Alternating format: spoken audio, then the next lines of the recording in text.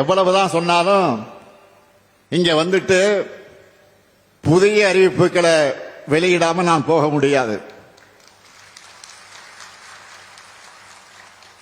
நம்ம அமைச்சர் அதே போல நம்முடைய எம்எல்ஏ உள்ளிட்டோர் முன்வச்சிருக்கக்கூடிய கோரிக்கையின் அடிப்படையில் 9 புதிய அறிவிப்புகளை நான் இப்பொழுது வெளியிட போகிறேன்.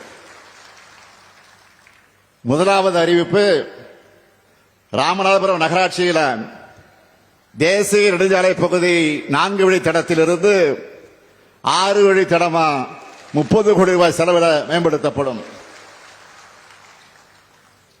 இரண்டாவது அறிவிப்பு, திருவாடனை மற்ற அரசு மங்கல வட்டங்கள் இருக்கக்கூடிய 16 முக்கிய கண்மாய்கள் 18 கோடி ரூபாய் செலவில் மேம்படுத்தப்படும். மூன்றாவது அறிவிப்பு, கீழக்கரை வட்டத்தில் இருக்கக்கூடிய உத்தரசோகமங்கை, வித்தானூர் உள்ளிட்ட 6 கண்மாய்கள் 4 கோடி 65 லட்சம் ரூபாய் செலவில் மறு சீரமைக்கப்படும்.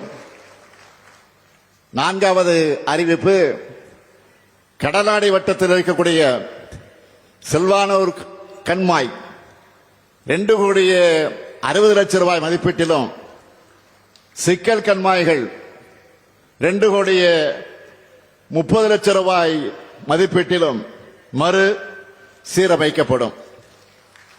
ஐந்தாவது அறிவிப்பு, பரமக்குடி நகராட்சிக்கு 4 கோடி 50 லட்சம் ரூபாய் செலவில் புதிய அலுவலக கட்டடம் கட்டப்படும். ஆறாவது அறிவிப்பு, ராமநாதபுரம் நகராட்சியினுடைய பழைய பேருந்து நிலையம் நவீன வணிக வளாகமாக மாற்றி அமைக்கப்படும். ஏழாவது அறிவிப்பு, ராமநாதபுரம் அரசு மகளிர் கல்லூரியில் வசதிகளை மேம்படுத்தி புதிய பாடப்பிரிவுகளை தொடங்கக்கூடிய வகையில் 10 கோடி ரூபாய் செலவிலும் புதிய கூடுதல் வகுப்பறை கட்டடங்கள் கட்டப்படும். எட்டாவது அறிவிப்பு, கீழக்கரை நகராட்சிக்கு 3 கோடி ரூபாய் மதிப்பீட்டில் புதிய அலுவலக கட்டடமும் 1.5 கோடி ரூபாய் மதிப்பீட்டில் நவீன மீன் அங்காடியும் கட்டப்படும். ஒன்பதாவது அறிவிப்பு, கமுதை பகுதி விவசாயிகளுடைய நலன் கருதி 1 கோடி ரூபாய் மதிப்பீட்டில் 100 மெட்ரிக் டன் கொள்ளளவு கொண்ட குளிர்பதன கிடங்கு அமைக்கப்படும். இந்த 9 அறிவிப்புகளும் விரைவில் செயல்பாட்டுக்கு வரும். ராமநாதபுரம் மாவட்டத்துக்கு வந்துட்டு மீனவ நண்பர்கள் பற்றி பேசாம இருக்க முடியுமா? காரணம், அந்த அளவுக்கு மீனவர்கள் நிறைந்து வாழக்கூடிய மாவட்டம் இந்த மாவட்டம். கடலோர மாநிலமான தமிழ்நாட்டில் ஆண்டுக்கு பல்லாயிரம் கோடி ரூபாய் வர்த்தகம் நடக்கிற தொழிலா மீன்வள தொழில் இருக்கு. அதுல 25 விழுக்காடு இந்த ராமநாதபுரமே நடக்குது. கடந்த 2023 ஆண்டு ஆகஸ்ட் மாசத்துல ராமேஸ்வரத்தில் நடைபெற்ற மீனவர் மாநாட்டில் கலந்துகிட்டு நான் பேசினேன். அப்பொழுது சொன்னேன், மீனவர்கள் நலனுக்காக மொத்தம் 10 அறிவிப்புகள் வெளியிட்டிருந்தேன். அந்த 10 அறிவிப்புகளுமே நடைமுறைப்படுத்தப்பட்டிருக்குன்னு மகிழ்ச்சியோடு நான் இங்கே பதிவு செய்கிறேன். இன்னும் சொல்ல போனா அறிவிப்புல குறிப்பிட்டதை விடவும் அதிகமாகவே செயல்படுத்திக்கிட்டு இருக்கிறோம். அதை நான் பெருமையோடு இங்கே பதிவு செய்கிறேன். எடுத்துக்காட்டுக்கு 45,000 பேருக்கு மீன்பிடி தொழிலுக்கான கூட்டுறவு கடன் வழங்கப்படும் அறிவிச்சிருந்தேன். ஆனா இன்று வர மொத்தம் 81,588 மீனவர்களுக்கு 687 கோடி ரூபாய் கூட்டுறவு கடன் வழங்கப்பட்டிருக்கு.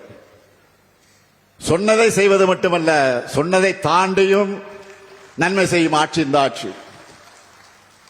அதேபோல் கடுமையான உழைப்புக்கு புகழ்பெற்ற நம்ம ராமநாதபுரம் மீனவர்கள் கோரிக்கை ஏற்று நீங்க கேட்ட இடங்கள் எல்லாம் மீன் இறங்கு தளங்கள், கூடுதல் கட்டமைப்பு வசதிகள், தூண்டில் வளைவு போன்ற வசதிகளை ஏற்படுத்தி கொண்டிருக்கிறோம்.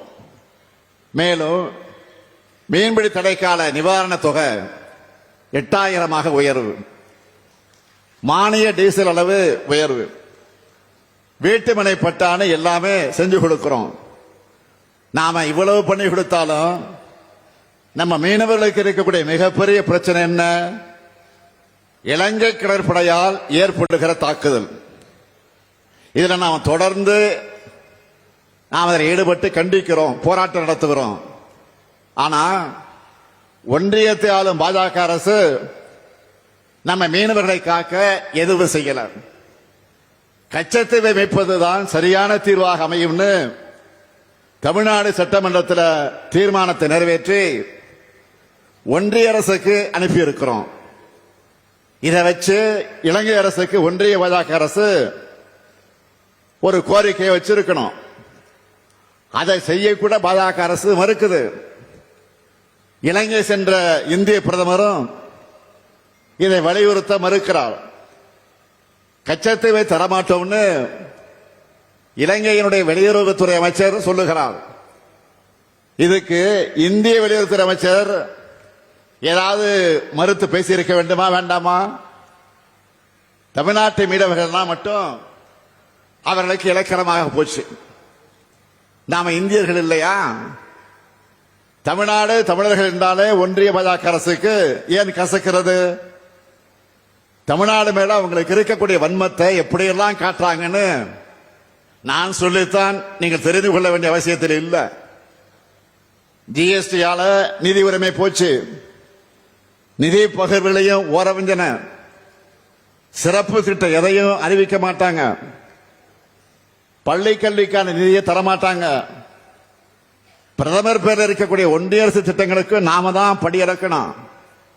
இதெல்லாம் போதாதுன்னு நீட், தேசிய கொள்கையினை கல்வி வளர்ச்சிக்கும் தடை, கீழடி அறிக்கைக்கு தடை, எல்லாத்துக்கும் மேல தொகுதி மறுவரைகரை, இப்படி தமிழ்நாட்டுக்கு வஞ்சகம் செய்வதையே ஒன்றிய பாஜக அரசு வழக்கமாக செய்து கொண்டிருக்கிறது.